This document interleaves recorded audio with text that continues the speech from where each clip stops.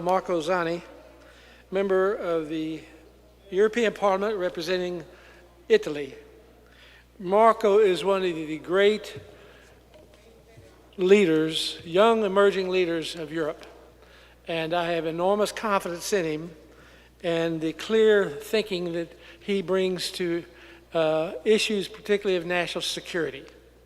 So Marco, we are grateful to have you today, and we look forward to your remarks. Buenas tardes,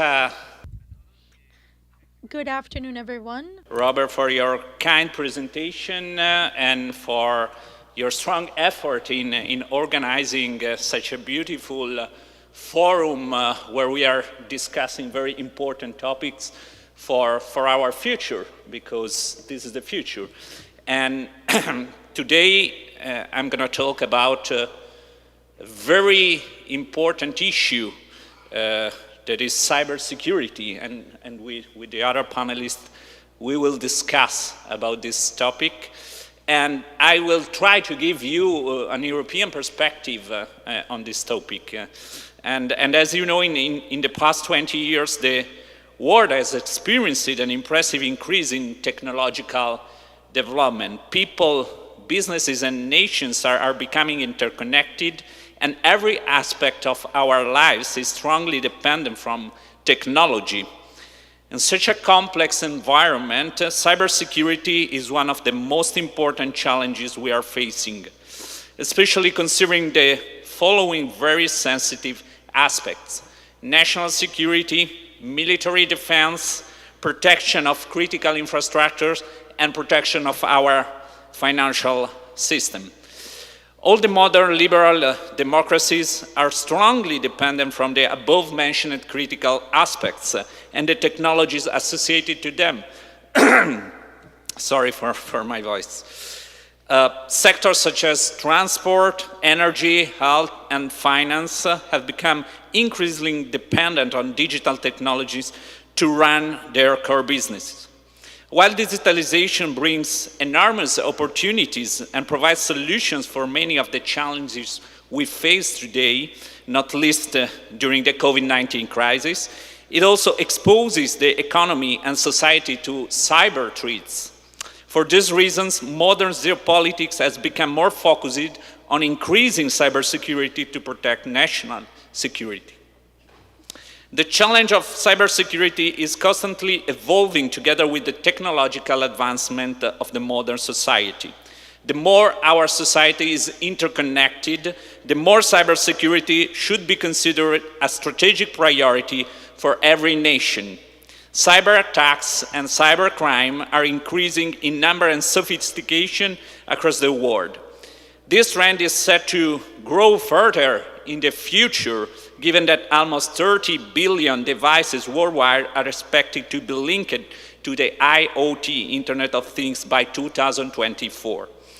In this regard, I would like to analyze, as I said, this topic from an European perspective.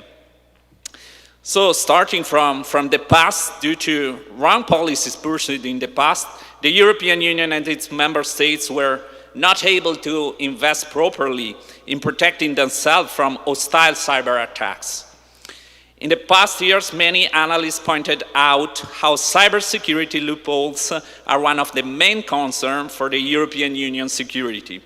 Increasing cybersecurity to protect strategic and critical infrastructures will become even more important when the European Recovery Fund, that is the EU response to the COVID-19 economic crisis, will be deployed starting from the second half of 2021.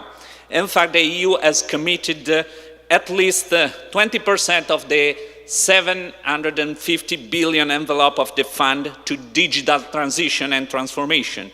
This means people, public administration, companies, and political authorities in the EU will become even more digitalized and vulnerable to cyber attacks.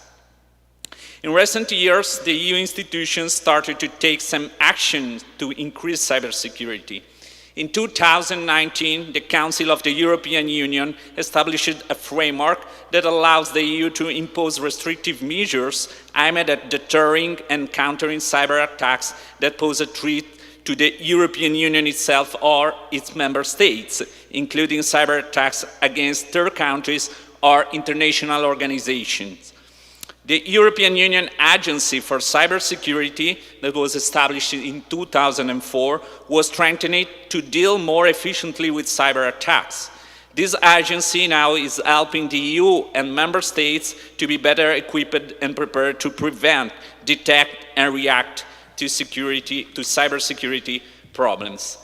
A few weeks ago, also my home country, Italy, decided to set the stage for the creation of a similar agency at the national level that will be in charge of national cybersecurity.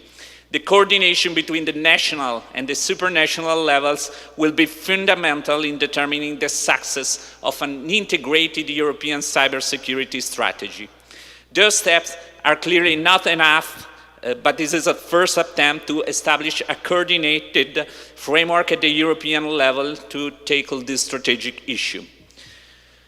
To summarize, the EU 2020 Action Plan to address cybersecurity challenges based on mainly 6 pillars.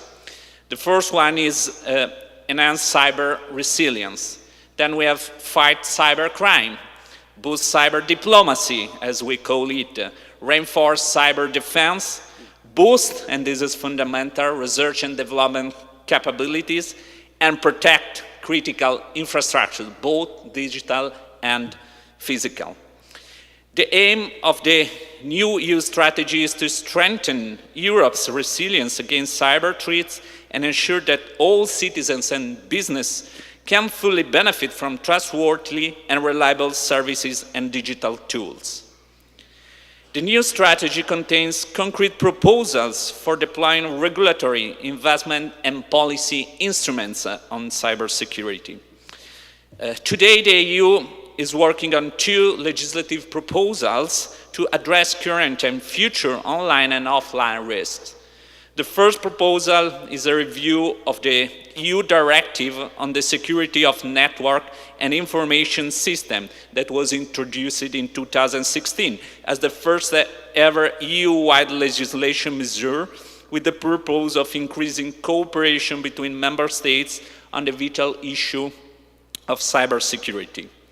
It laid down security obligation for operators of essential services, such as in critical sectors such as energy, transport, health, and finance, and for digital services providers. The second step that will come in the second half of 2021 is a new EU directive on the resilience of critical entities when we talk about cybersecurity. Another important step taken by the EU was the establishment, and this is very important in my opinion, of an EU-wide sanctions framework against cyber attacks. In the recent years, EU and member states were targeted by cyber attacks from hostile countries. So in May 2019, the European Council, so the prime ministers and presidents of the member states, established a framework which allows the EU to impose targeted sanctions to deter and respond to cyber attacks, which constitutes an external threat to the EU or its member states. More specifically, this framework allows the EU, for the first time in history, to impose sanctions on persons or entities that are responsible for cyber attacks or attempted cyber attacks, who provide financial, technical, or material support for such attacks, or just who are involved in other ways in cyber attacks. Sanctions may also be imposed on other persons or entities associated with them. So it's a broad framework for sanctions on cyber attacks. Restrictive measures also include a ban on persons traveling to the EU and an asset freeze on persons and entities.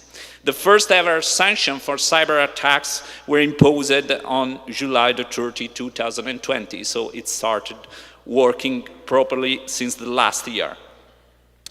The last important step taken at the EU level was the improvement of its cyber defense capabilities, and this is also a very important issue since many of the EU countries are also members of the North Atlantic Alliance and are setting up more coordination in defense with the establishment of the European Defense Funds in 2019.